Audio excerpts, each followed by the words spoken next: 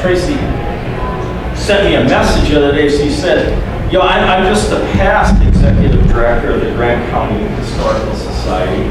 But that meant at one time you actually were. So, that's a big thing. You are also a senior lecturer at UW Platteville. Emeritus at UW Platteville.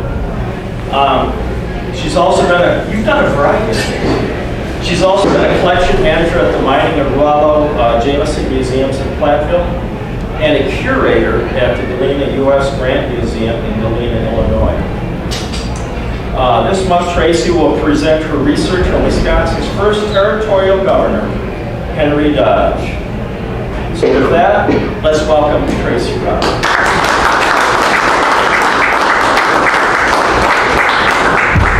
Okay, tonight we're going to be drunk history. I found 5 glasses of wine while I'm talking, and we see how funny it gets. Am I in? We're in. All right. Okay. I lied. I'm going to just try to be straight and historical and serious, okay? So, thank you for being here. Thank you for inviting me. I really appreciate it. This is a venerable group. I know you've been around for decades, and I know your interest deeply is history and military history.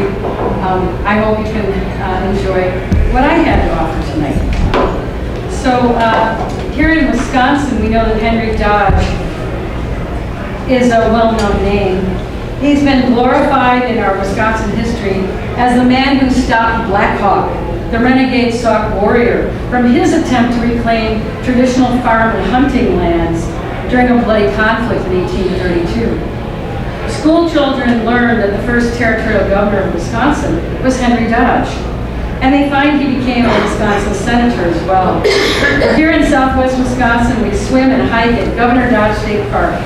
At his home site near Dodgeville, Wisconsin, a memorial has been erected to his memory, but these days it's surrounded by weeds, mostly forgotten and abandoned. My research interests over the past several decades have been located in the Driftless area, wherein lies the Upper Mississippi Lead and Zinc Mining District. Early on in my research, I recognized that the lead mine district, so near and dear to my heart, is very much related to early Missouri history. Many of the men who came to mine the rich ore in the region of Galena, Illinois, Dubuque, Iowa, Platteville, and Mineral Point, Wisconsin, at first focused their efforts and expended sweat and treasure in St. Louis, the old Mississippi lead belt, and the early trading center of St. Genevieve, Missouri. Henry Dodge was one of these men. As part of a biography I'm writing on Henry Dodge, today's chapter focuses on the Dodge family prior to Henry's migration to the Michigan Territory Lead District. The men of his family are emblematic of those who came to control the military and early industries in the transitional world of revolutionary America. His mother, father, and uncle taught him how to thrive in the new American West. They set an example of fearlessness and hubris in dealing with adversity. By means both legal but also unethical and illegal, Henry came to power in a nascent community of Americans hungry for land and power and willing to gamble on challenging bets.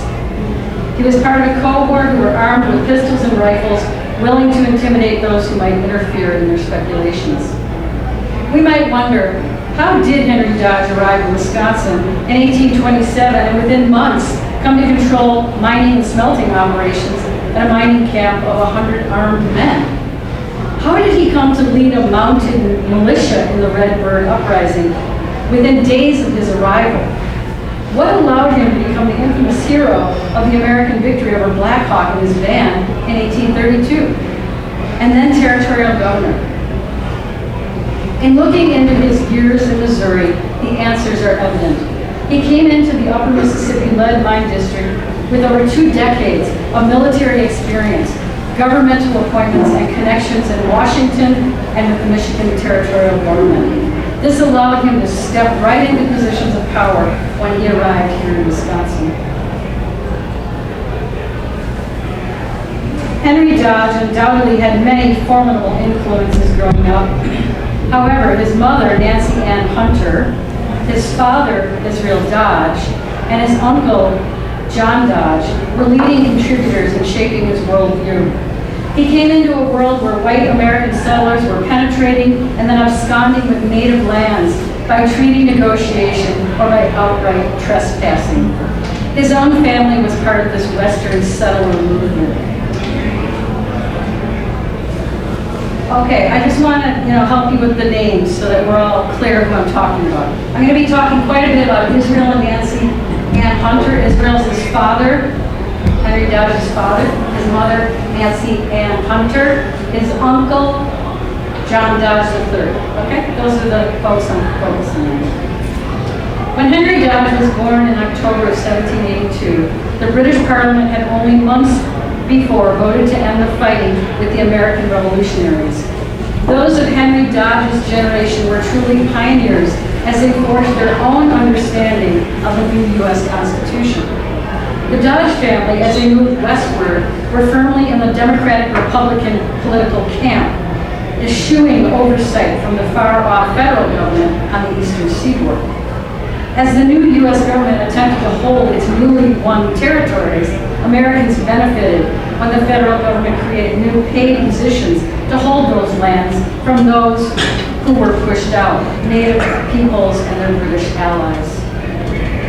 According to William Salter, an early biographer of the Dodge family, Henry Dodge's mother, Nancy Ann Hunter, was born in 1764 in Pennsylvania. When a young girl, her family moved to a frontier area in southwest Pennsylvania. Crossing the Appalachian Mountains, they bought land from a Delaware chieftain named Tinguqua, but called Catfish by the Americans who encountered him at his village and his camp. Soon the American settlement was called Catfish Camp, not far from Wheeling, West Virginia, where traders and military men convened. Failing at Catfish Camp through lack of food and protection from hostile Indians and the elements, Nancy's father moved the family southwest to Kentucky. By this time, the American War for Independence was raging, and Nancy's family was caught up in revolutionary fervor. Two of her brothers served in the Revolutionary War. One of them was killed in battle. As part of the larger American Revolution, the operation to capture Vincennes, an important early French military and fur trading post, was led by General George Rogers Clark. Vincennes, in present-day western Indiana on the Wabash River, was conveyed to the British in 1763, after the French were defeated in the 7 Years' War. Clark also set out to capture the important French-dominated river towns of Kaskaskia and Cahokia. Let's go to the next slide. Okay, thank you. Kaskaskia and Cahokia on the eastern shore of the Mississippi River. In a surprise raid in 1778, the American soldiers easily took control of the area. Western migration was now not only a bit easier, but necessary to help hold the territory in wartime. Along with other patriots, Nancy's father was persuaded by General Clark to leave the settlement near Louisville in the spring of 1780 to help establish a defensive position where the Mississippi and Ohio rivers meet. This military post and supply depot was called Fort Jefferson and had an adjoining civilian community called Clarksville, which housed about 40 families.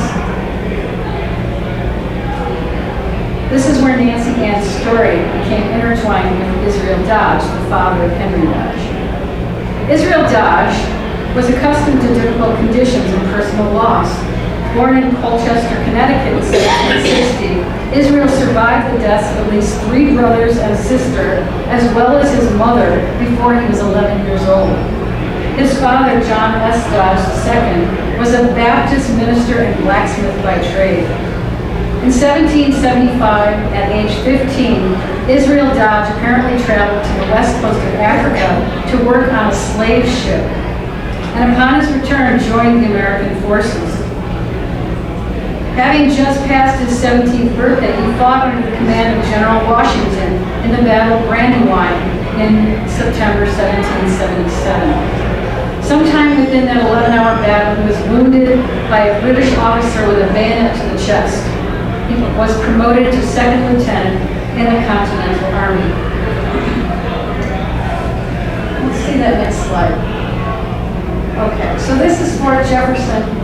I just want to stop for a second here and show you. You can see the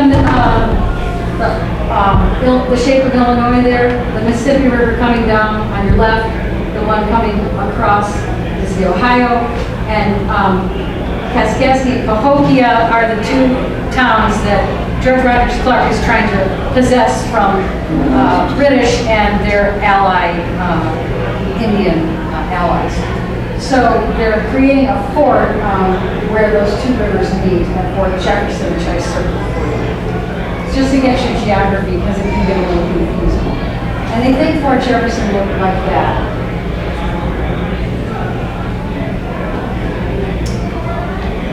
John Dodge III, now we're going on to another person, Israel's older brother, was an adventurous and cunning man, prone to fits of anger and at times willing to use illegal and unethical means to get what he wanted.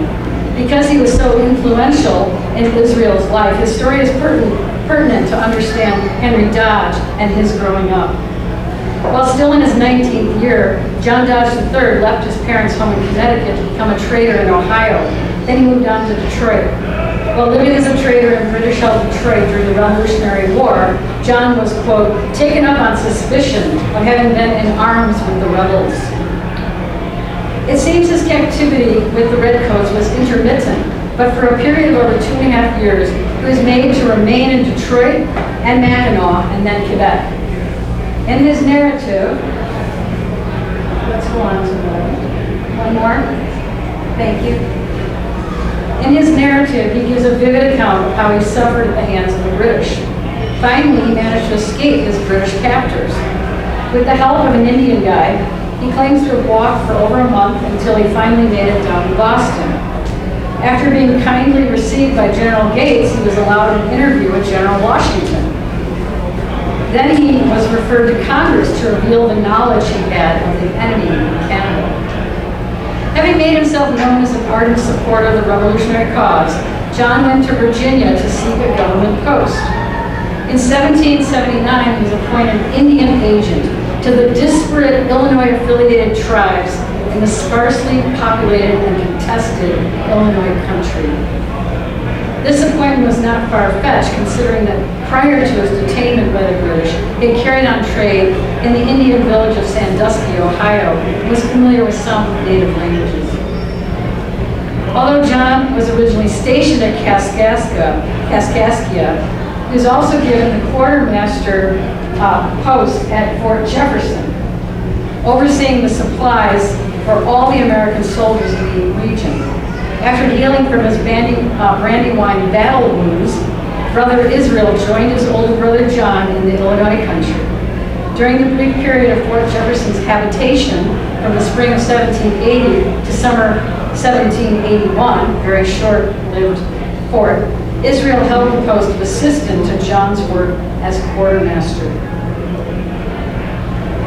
On the left is the cover of the book that I'm so glad someone did this compendium of taking those handwritten records from the quartermaster books of George Rogers Clark when he was at Fort Jefferson and did the great archival challenging work of transcribing it, and then typing it up and making a book so that you and I can read the original manuscript materials without having to go to the archives and wherever they are. John Dodge also did special personal favors for George Rogers Clark, such as in April of 1780 when Clark asked him to send for his furniture and procure garden seeds. John worked steadily at the fort through 1780 and also made trips to Kaskaskia and other destinations.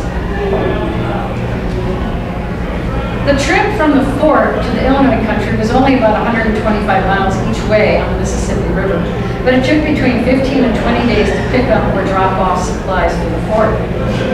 He is not recorded as being at Fort Jefferson after about December 1st, 1780. We know he went back to Kaskaskia to do battle with his enemies there. Israel's future wife, Nancy Ann Hunter, and her family arrived in the civilian community of Clarksville by May of 1780.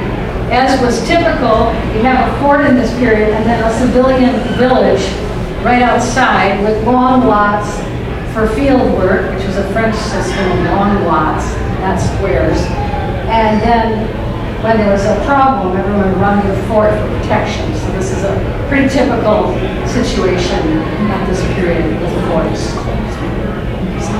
So they arrived in Clarksville, that little the village where you can see the houses, and Nancy's family finds poor sanitation and lack of provisions. The biographer William Salter writes that due to a dearth of food at the settlement, one night Nancy's brothers crossed the Mississippi River in the cloak of dark. Braving possible attack by Osage Indians, they procured buffalo meat for the hungry settlers. As Fort Jefferson was being built, Native American allies supplied the fort and village with meat and other provisions. However, in July of 1780, soon after the fort was completed, a band of pro-British Chickasaw attacked the American outpost, forcing the villagers to flee into the fort. Salter tells a story about Nancy running outside the stockade to save a cow and calf from being taken by the Indian raiders. In usual dramatic telling of early 20th century biography, Salter tells how the arrows of the Chickasaw Indians sang past her head as she ran back into the fort with cow and calf following quickly behind. The eyewitness account is a little less dramatic, and it is, quote, Nancy left the fort under a flag of truce and returned a straying calf to the fort. So that's the original primary source for the biographer's understanding of that moment. I love history. Over 3 raids that summer, the Chickasaw group, supplied with British ammunition, killed the livestock, destroyed the crops, cut off supplies, and killed or captured those left outside the fort. The Clarksville militia had conducted their own retaliatory raids as well.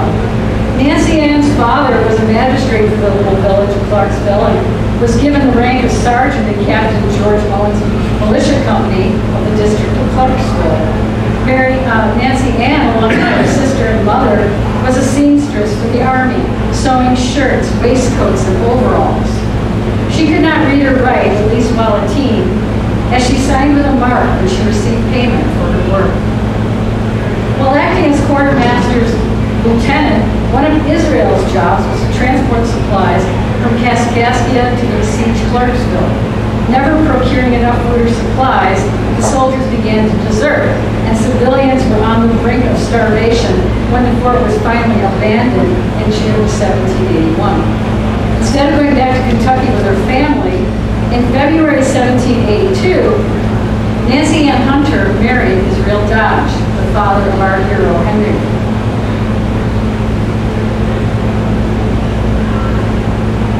The Illinois country, also called Upper Louisiana, was the name given to the region straddling the Mississippi River between present-day Illinois and Missouri.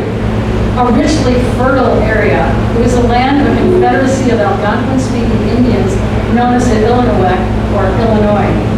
Since this area had been under French sovereignty since the mid-1600s, accommodations by native groups had been made, and trading was well established. Those thriving communities of French speakers dotted the Illinois country. By the late 1760s, the British soldiers arrived to hold the new territory won in the 7 Years' War. The American Revolution stirred the pot in this far-flung region, forcing Indians to take sides to aid either the British or the Americans in their military efforts. When John Dodge, Indian agent, arrived at his new post at Kaskaskia in early 1780, he found a disorderly and anxious village of French speakers. Not only was there little oversight from the administrative command in Virginia, but as stated in 1780 and 1781, in league with the British, a band of Chickasaw conducted numerous murderous attacks on the white settlers. Several hundred French habitants gave an oath of loyalty to Virginia and the cause cause of the Americans. And of course, in the French, habitant, it means inhabitant, means a person who's farming and living in the region. And there were many of these people in this region. They were all French speakers. Several hundred of the French habitants gave an oath of loyalty to Virginia and the cause of the Americans. They were promised the right to practice their Catholic faith, and they were promised that they could set up a court of justices, which would be chosen by a vote of the male habitant. Clarence Alvord, editor of the Cahokia Papers, was an intriguing set of letters and documents from the period, explained that the territory, Jeff, the territory north of the Ohio River lies within the region which Virginia claimed as hers, under her charter granting the land from sea to sea. According to the Virginia interpretation of the charter, Virginia was fully within her rights to legislate in that territory.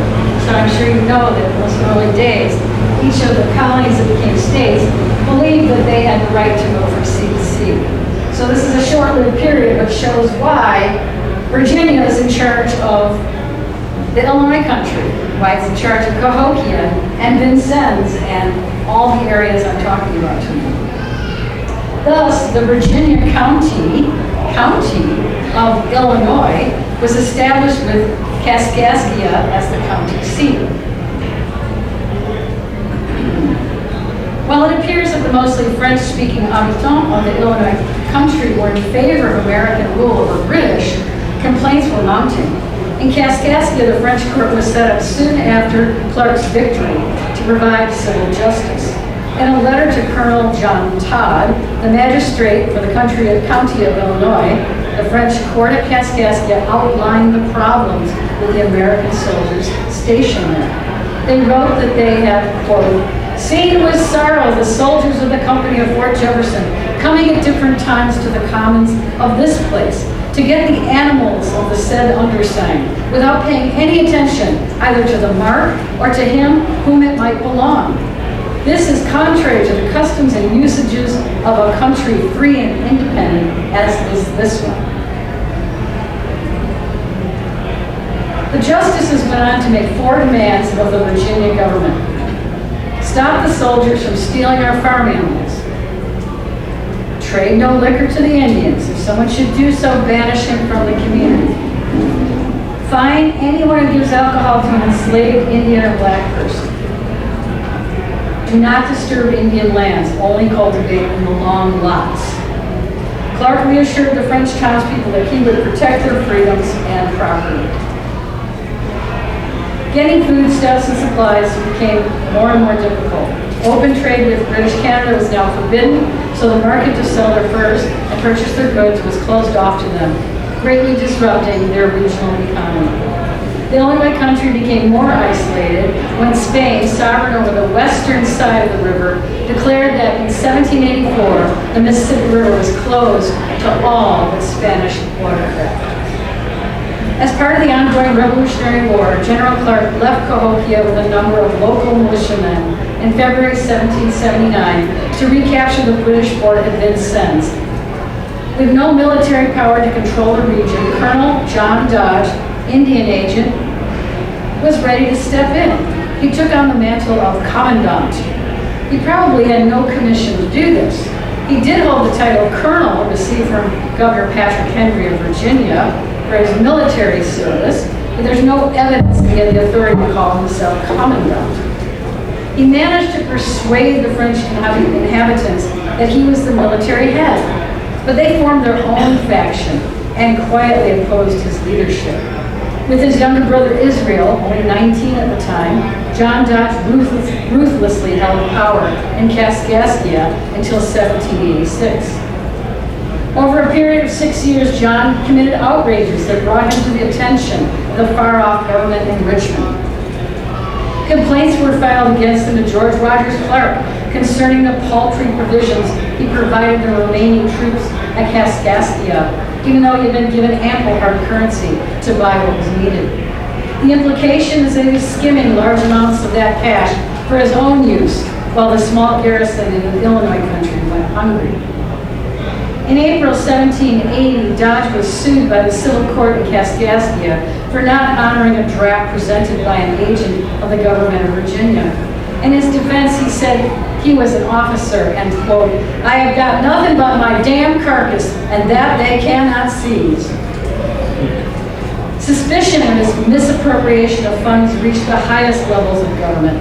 In a letter to Virginia Governor Thomas Jefferson dating January 1781, Major George Slaughter reported that, quote, "With respect to Captain Dodge, I have good authority for his having misapplied the public goods, and apprehending that he may possibly be collecting a cargo of peltry for the New Orleans market, I have given Captain George orders to make inquiry into his conduct, and if anything of this sort appears, to seize upon his person and what goods he may be possessed of, and secure them till further orders." Israel continued to work as John's underling at Kaskaskia. On April 29, 1782, Israel, under John's orders, imprisoned the acting governor, Richard Winston, after Winston charged the military officers of dishonesty and crime. In January 1782, the Virginia House of Delegates voted to discontinue the county of Illinois. They had no currency to pay the soldiers who were already there and no way to hold the territory. 2 years later, Virginia ceded her western lands to the newly formed American government.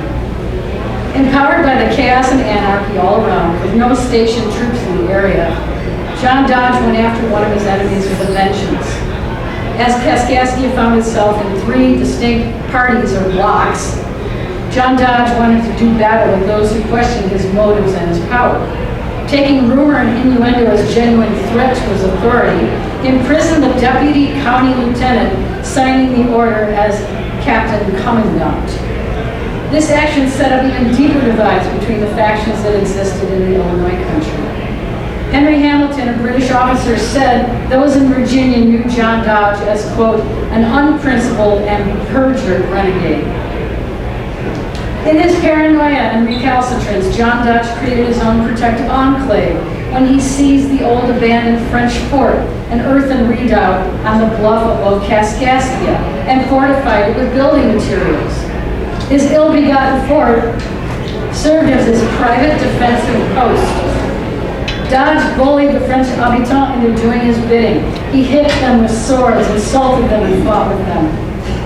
In one of his last known acts of brawling while ruling in Kaskaskia, John Dodge became embroiled in a dispute with a French-speaking lieutenant. Beside that, he was a comrade of George Clark, whom Dodge now considered a traitor and an enemy. The lieutenant was pressing the case of the French-led local court over Dodge's authority in Kaskaskia.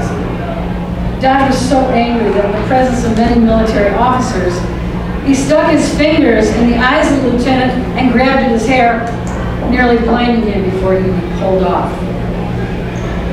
It was clearly time for John to move on to more cooperative and malleable political environments. After losing his power to the French faction in Kaskaskia, in 1786 he relocated his family, his wife Marguerite, oh that was funny, and his daughter Marie, to the Spanish side of the river and built a mill on what came to be called Dodge Creek. The Spanish were desperate for more settlers to move to their side and into their territory. For all of their effort, they were not very successful. By 1793, John was only one of perhaps a dozen American head of household living in the St. Genevieve area. From this short history of John Dodge, uncle to Henry Dodge, one can see his outstanding characteristics include military bravery, innovation, and leadership. He also demonstrated hubris in the face of authority, a penchant for authoritarian power, and unethical and criminal behavior. The family genealogist states that in the fall of 1782, Nancy Ann was pregnant and on her way to the home of her family in Bardstown, Kentucky. The records do not indicate who she was traveling with. However, it's likely that Israel, her husband, was with her. They left off at the village outside of Fort Vincennes.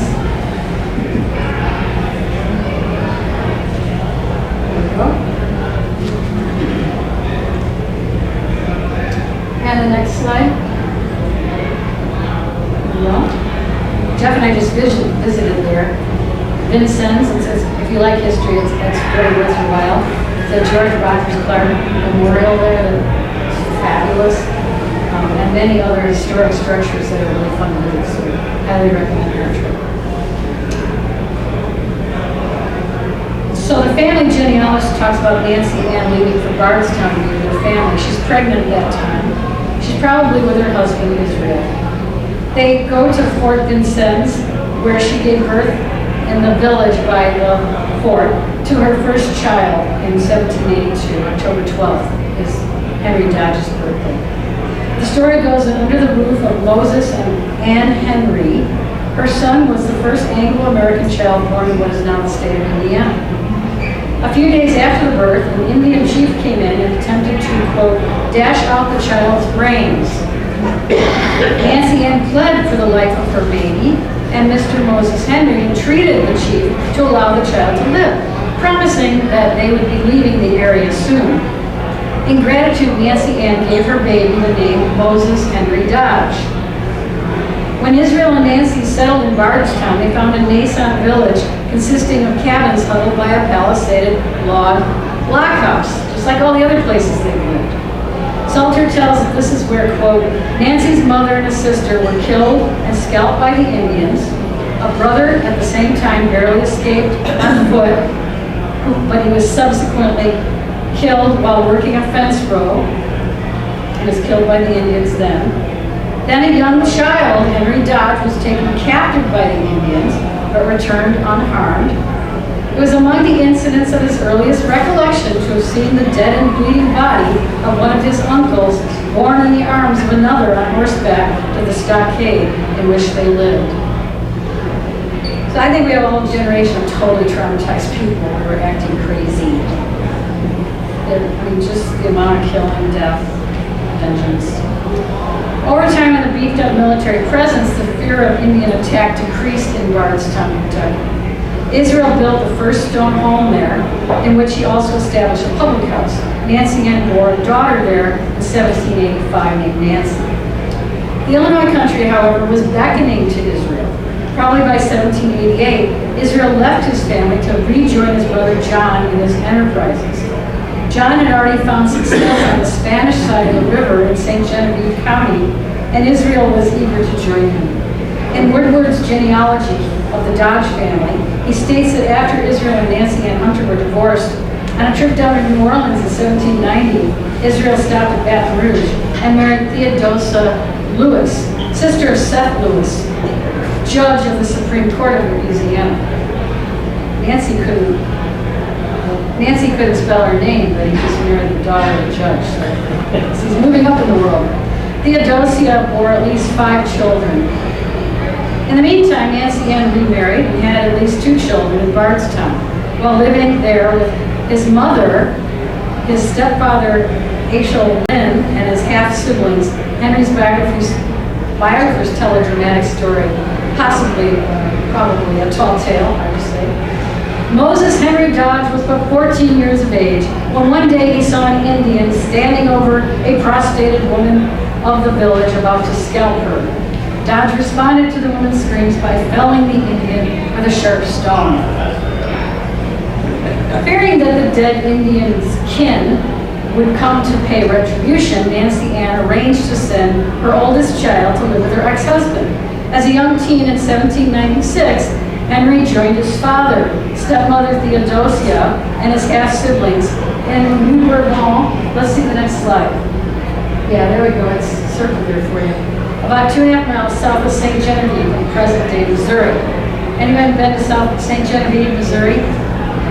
It just became a national park, like the whole town. So you need to go there. It's so cool.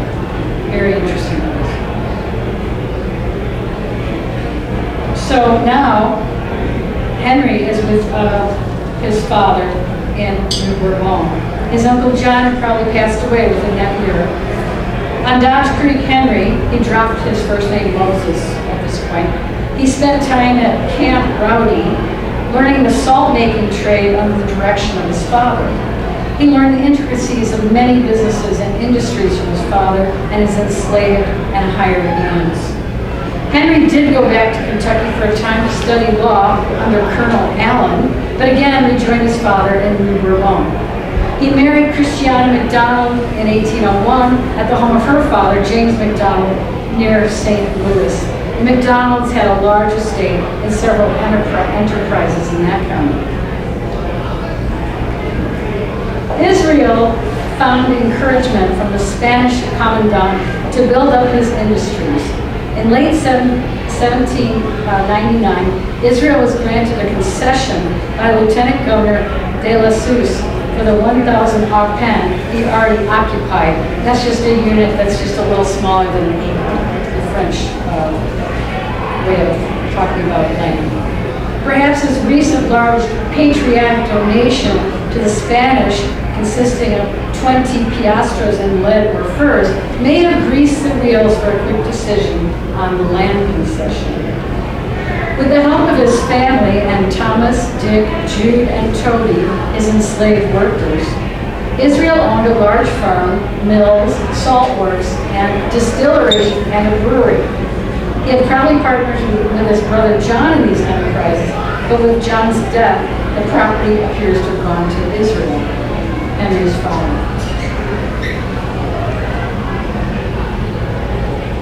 A momentous occasion occurred in March 1802 when Israel Dodge and his fellow Americans witnessed the hoisting of the American flag in St. Louis. With the Louisiana Purchase of 1803, the Spanish and French regimes were no more, and Americans sprang into action to establish rule to the far-flung region. In October of 1804, Israel Dodge was appointed sheriff of the district of St. Genevieve. He made his son Henry, age 22, his deputy. By 1805, General James Wilkinson, a secret spy for the Spanish and a traitor to the United States government, was appointed governor of the new district of Louisiana. This was to have an impact on Henry, as he soon became a co-conspirator in a plot that almost brought him down. Did you know this part of Henry Dodge's story? Did you know he was with the Burr conspiracy? In late 1806, Henry Dodge and his frenemy, John Smith T, the T for Tennessee because John Smith is too common a name, answered the intriguing call of General Wilkinson and Aaron Burr, recent Vice President of the U.S., to filibuster in Spanish territory. Can I see the next slide? There we go. In this use of the word filibuster, it means to plot to make unauthorized incursions against a foreign nation. So that's the way we're using filibuster, the original meaning. Wilkinson liked and trusted Henry Dodge, having appointed him sheriff of St. Genevieve County after his father's death, and he made Henry a lieutenant of militia. Wilkinson, aware of the ruthlessness and power of Smith T, believed he too could be an asset in this scheme.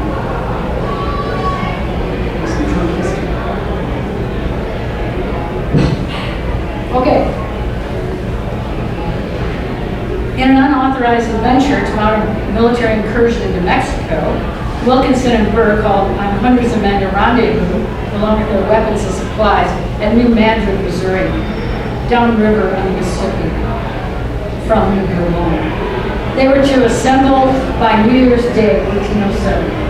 Aaron Burr was a divisive figure in American politics at this time, hated in some quarters for slaying Alexander Hamilton in a duel. He was held in high regard by others as, quote, a paragon of masculine accomplishment and public virtue. This episode is in context of a generalized uneasiness felt in the federal government and by Americans in the new American West. They were concerned about the huge Spanish-held country of Mexico at their southern border. War fervor was extremely high as the Spanish amassed troops near the Louisiana border.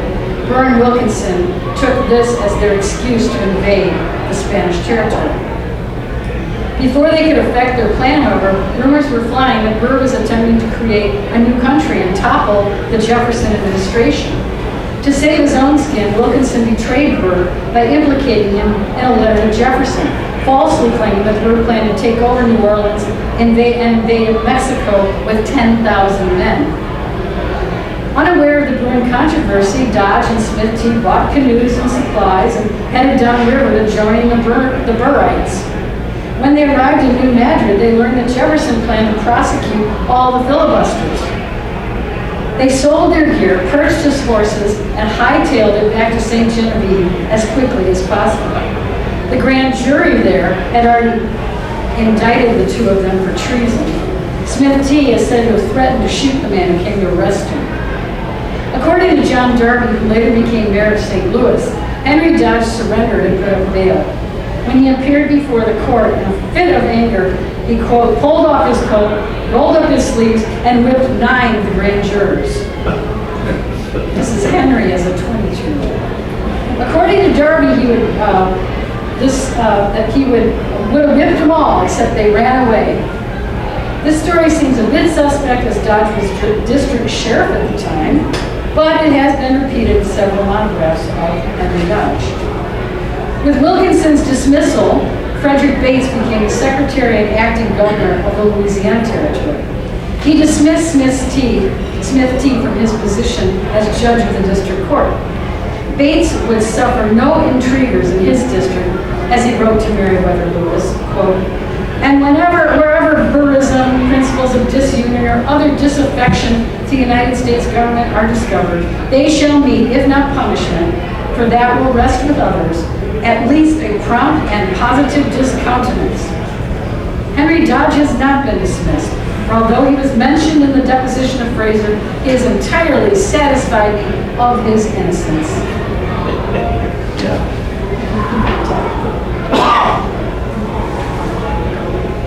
I'll go one more. There's Smith T. And one more. Okay, thanks. After Israel's death, besides inheriting his position as sheriff, Henry Dodge inherited a large tract of land, several enslaved workers, and several of the industries conducted by his father. His power and prestige were quickly growing in the American Missouri Territory, a mixed region containing remnants of the powerful French-speaking bloc, many Creoles, and enslaved black workers. Still confident in Henry Dodge, Bates appointed him first lieutenant of the St. Genevieve Troop of Cavalry in 1807, and 2 years later he was promoted to captain. He was appointed marshal to the territory of Missouri by President Madison in 1813. As his career began to take off, Henry and Christiana and their children moved into the city of St. Genevieve and purchased on credit a large home right on the square, which included outbuildings for his enslaved workers. He held the quarterly court sessions at this fine home. By 1807, Henry and 2 business partners made large investments in the sailing works just south of New Bourbon along the Saline Creek. Inheriting the works from his father, he was already familiar with the business from working at Camp Rowdy as a boy. Salt remains a very important commodity today, of course, but it was especially so in the early 1800s in a region that lacked fresh food. Meats and vegetables were packed in salt to preserve them. Unfortunately, this group plowed money into this operation just as the industry was in decline. Using enslaved workers and selling to expanding markets, La Saline was making some 12,000 bushels of finished salt in 1822. But steamboats began to ply the western rivers, and imported salt could inexpensively be brought up from New Orleans. Salt making required tremendous timber resources. As timber was depleted, salt making became less profitable. The government-owned Southern Illinois salt works had developed into a major source of salt in the heartland. The saline closed abruptly in 1825, and Dodge and his associates lost this important asset. He attempted to sell hundreds of acres in the area of the saline, most of which he had acquired from his father.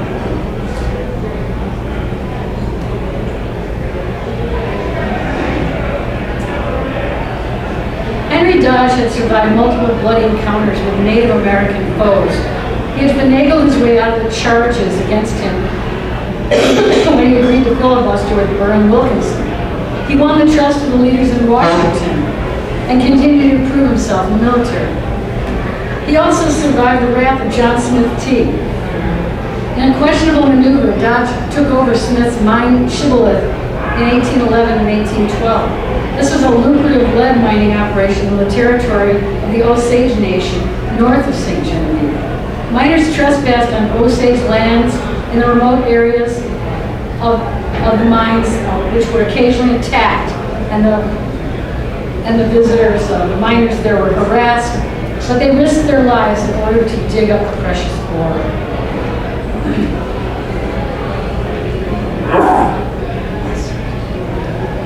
I'm just showing you the saline there, and St. Genevieve's above there, and across the river you're going to see Kaskaskia, and Comic is above in the Illinois country.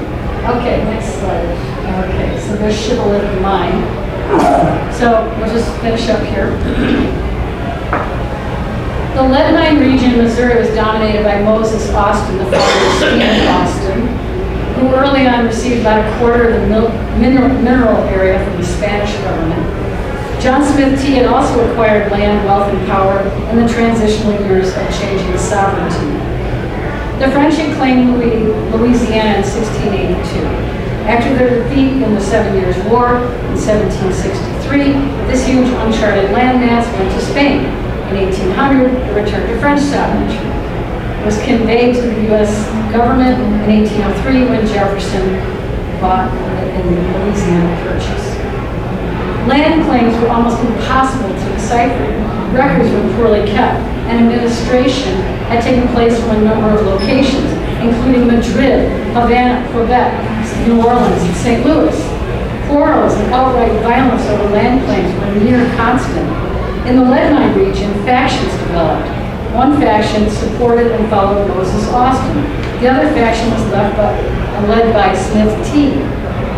Each leader curried favor with local and national political forces to maintain control over the lead mines.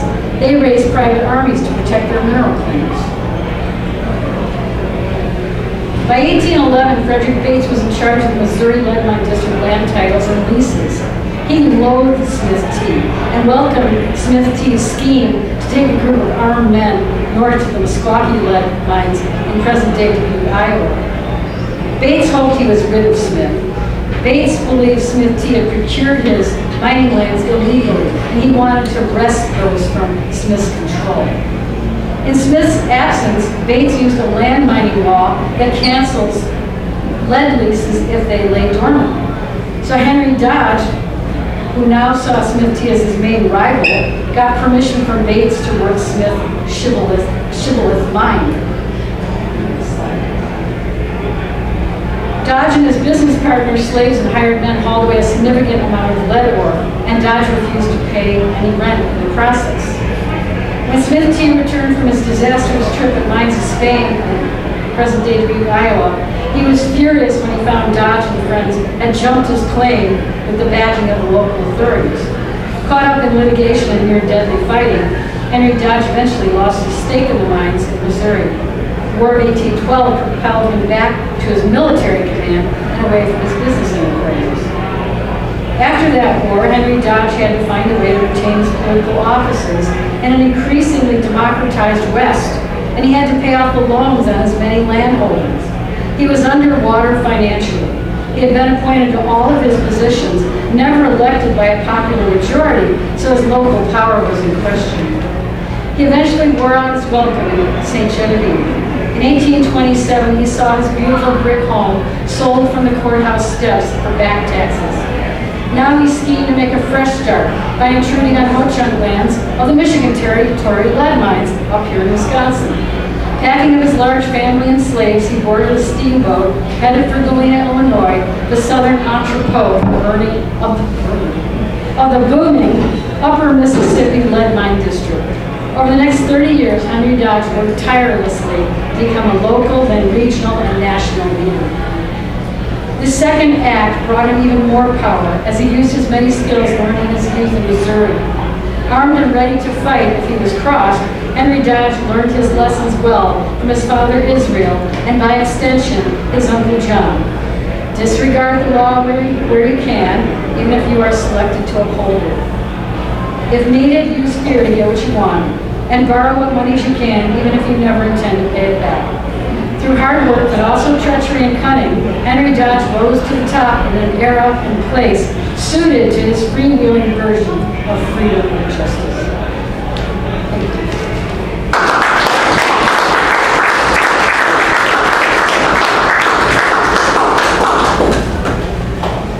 Whew, that was a lot, Ray. I apologize. It's just a lot. Yeah. Down in Missouri, they had on their map, they showed Potosi and Mineral Point. Yeah. Who brought those names up to Wisconsin? Right. So we think these southern lead mining people did. But not Dodge. But not Dodge. No, I don't think so. I don't actually, we'd have to look at those really early records in the Wisconsin territorial or Michigan territorial, papers and see if we can find that. But I have not found that.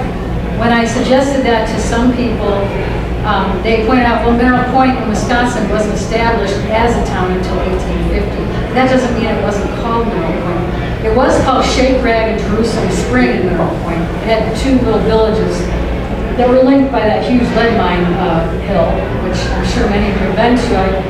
I give tours on that hill sometimes, tell people about the lead mine district. But yeah, definitely Potosi was a Bolivian mine, silver mine, way long ago by the Spanish, and then that became a Missouri name and then a Wisconsin name. So yeah, it seems like it's linked. Is that a grave from?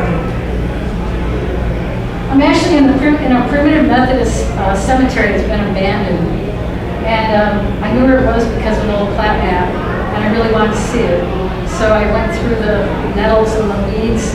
My husband Jeff and I over here, we do a lot of what we call sleuthing, try to get permission from farmers and walk the land. So other papers I've written relate to remnants on the landscape, like what I call badger huts. I've been quite extensively published on badger huts, which is early mining, housing for miners. Yeah. So when he moved his family north to Wisconsin and that lead mining territory, did he actually just squat on some land, or did he actually purchase it, or did? So he was squatting on Ho-Chunk land. The government was very clear by 1827. They'd worked out a lot of things. They had a leasing system for lead mining, as they had in Missouri. At least they tried to. But I tried to explain how complicated the land concessions from the Spanish and the French, and then the land leases from the American government were in the lead mining district and all over the Illinois country. So they weren't able to enforce any of those laws in Missouri, lead mining district, because it was too complicated. Nobody could say who actually owned what land. Right. But up in our area, they were able to do that, and they were able to control it a bit. There was always pushback from people who did not want to be taxed for their lead and their smelting. But the government said, basically, you can have a lease if you give us 10% of the smelted lead. So the onus was on the smelters. The miners, though, their responsibility was to make sure the lead they mined went to a certified government smelter so that 10% could be taken. Right. So Dodge started in Galena. The minute he got there, he was fighting to be the militia leader because Redbird had just scalped some people and killed them near Prairie du Chien. So he had to, he put on his militia hat and beat out the Illinois militia commander to win the post of being the militia captain for the Illinois and the Wisconsin guys. And he never saw any action in that particular battle. But they were outside every day, hungry and hot, for about a month or two. So he ended up starting a large mining camp with about 100 armed guys near Dodgeville. So he started in the town of Dodgeville, and then he moved out to the country. It was all a mining camp. Right. He moved out a little further. And maybe you've seen there's a monument there, and as I said, it's full of grass now. It's very unkempt, but that's where Fort Union was during the Black Hawk War. Dodge created his outpost, his post there. And he created smelters and lead mines all over, and it was extremely lucrative. So he was squatting on a whole chunk of land at that time. The map was delineated, it was clear that he was. Well, he met some Indian who didn't really represent the whole group, but represented a small group. And he sold him, this guy, a bear, Ho-Chunk Bear, sold him some land, which, you know, he didn't have authority to do. But Dodge used that as a pretext to say, yeah, see, I bought it, I'm all good. You know, and then when the government came to say, hey, you're not paying your 10%, he says, well, I didn't know who the land belonged to. Well, you bought it from Bear, I thought. You know, so it's really interesting to read how Henry Dodge moved to get what he needed to get. So he was the first governor of Wisconsin. He was a territorial. So was he at Belmont? Yes, he was at Belmont. And didn't he own land around the lakes here in Madison, which is on the... No, that was really Doty. Oh, Doty. Yeah, Doty was the villain in that story. He's the one who secretly bought up all the lands of Four Lakes, as the Ho-Chunk called it. That's in English. I don't know what it is in Ho-Chunk.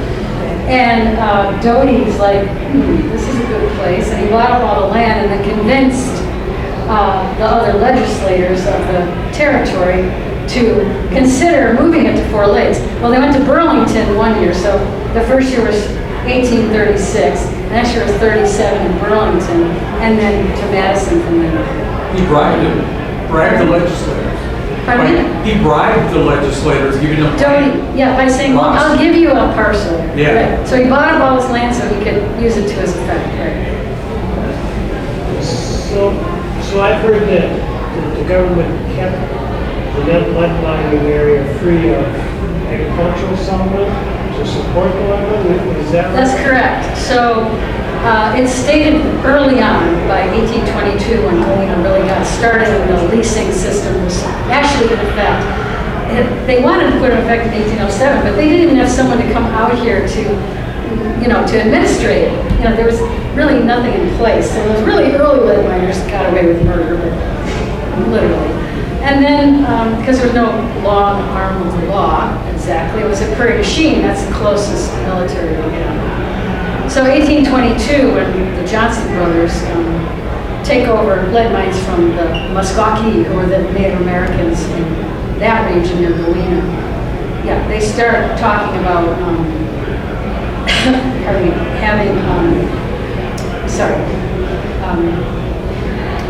that they couldn't, one of the laws was you can't farm other than a very small amount, like a quarter acre or less.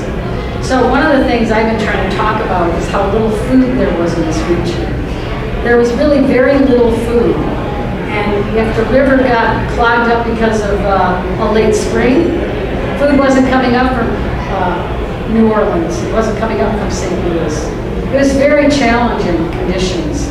But Muskogee Indians and then Ho-Chunk further north where, you know, Dodgeville was, controlled the lead mines. But they were pushed out, of course. Is there anything good that Dodge did? Yeah. I mean, super skilled. I find him an enigmatic character to study because he forwarded the mission of the U.S. government, which was to create territories and make them into states. That's what we're supposed to do in the United States in that period. And we're supposed to take that Northwest Territory and make 5 states out of it. And he did that. He already did it in Missouri first, though. He knew how to do all of that. He was not only the militia leader, he was part of Missouri as it turned into a state in 1820. He was still there. He was very active in that.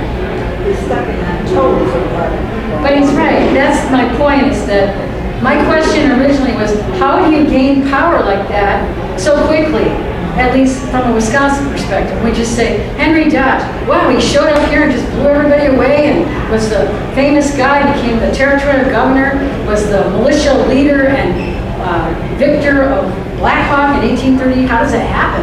Well, I'm trying to show you the 20 years that came before and his family's history in the Illinois country laid the powerful groundwork for him to be a local regional and national leader. And that was the question I had. How do you do that? That's how you do that. You start out with nothing and you lie, cheat, and steal, but you work really hard. Not saying you're not, you're working really hard. You're killing yourself, trying to get things to move forward. So it's a dynamic, I think, of how do you get where you're going to be. He did good things, but he had underhanded means to get there. So. When did lead mining begin in southwestern Wisconsin, in that whole district? It started with, Native Americans knew about the lead mines. They're all on the early French maps. And they were mining lead around Dubuque, Iowa, into what is Galena and that whole Fever River Valley. Not too far north, though. Not too far into Wisconsin, probably. And there was a lot of Muskogee. So when Julien Dubuque showed up, he got permission from the Spanish government because they had that side of the river, right? They had the west side of the Mississippi River. That was Spanish. He showed up. He came down from Canada. French speaker, married to a Native American Muskogee woman. And anyway, he started a big lead mining concern from the 1870s onward. He died in 1810. The 1770s, pardon me, late 1770s until 1810. So lead mining and little, not very productive furnaces were in production that early in the region. And I say Galena is the southern entrepot of this larger district. And Dubuque, of course, Dubuque, Iowa, on the other side of the river. I think this guy had his hand up now. But yeah. What about any Dodge descendants now? I don't know of any. I do know that some of them came to a Galena event that was related to lead mining, and it was probably, So obviously the wealth he accumulated, that's going to dissipate. Exactly. Yeah. Did any of that lead go north by road out this way? Some of the lead was turned into shot at Arena. Pardon me? And Spring Green, right? Yep.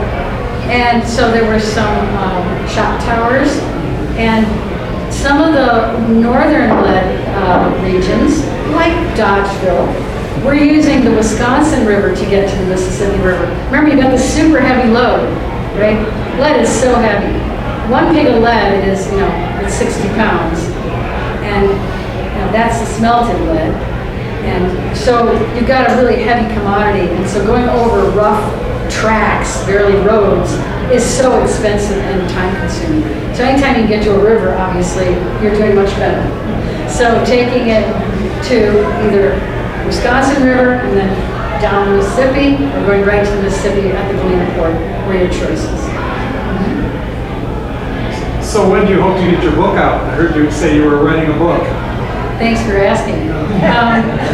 I've written a number of chapters, and I give a lecture on each of the chapters. So like I talk about Henry Dodge and the Black Hawk War. I talk about Henry Dodge as the first mounted, actually federal troops that went out west. Henry Dodge has an amazing career, so I'm not trying to slice him down. I'm just trying to say this guy has a long history of power, and it'll be done at times.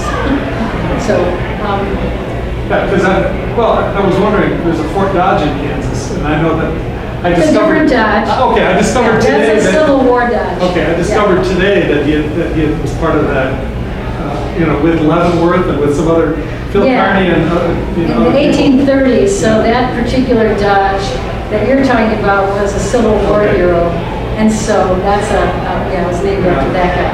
I got mixed up with that for a while at first until I figured out what it was. So to press you on the answer to the question, when will your book be coming out?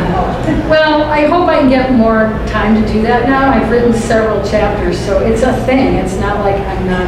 So, but I sit on it, too long, and how it goes. Life happens.